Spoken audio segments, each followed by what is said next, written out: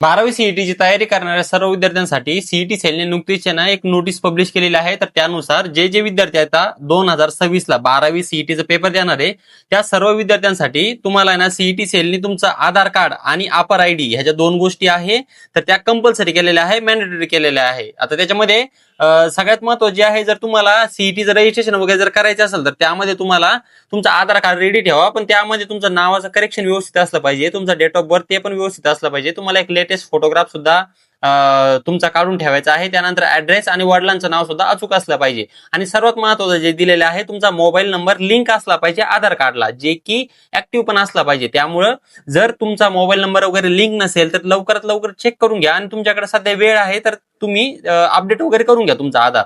आणि सोबतच जे तुमचं automated permanent academic account registry म्हणजे त्याला आपण अपर आयडी म्हणतो, हा अपर आयडी तुम्हाला तुमच्या कॉलेजमधून मिळून जाईल.